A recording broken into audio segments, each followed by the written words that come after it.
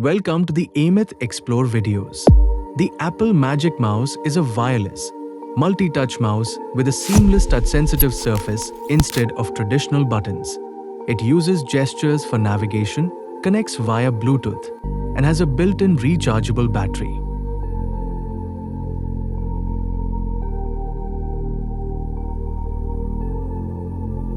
In the box you will find mouse.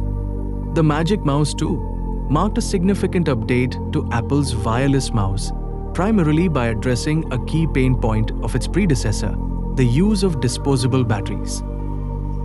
The Magic Mouse 2 retained the iconic, low-profile, and ambidextrous multi-touch surface.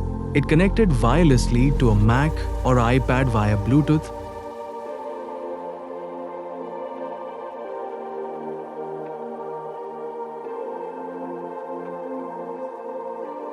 User manual, which is included in the box.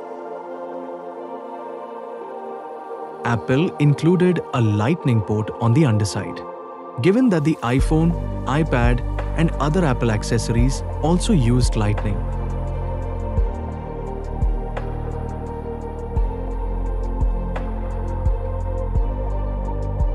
I hope you liked this video. See you in the next one.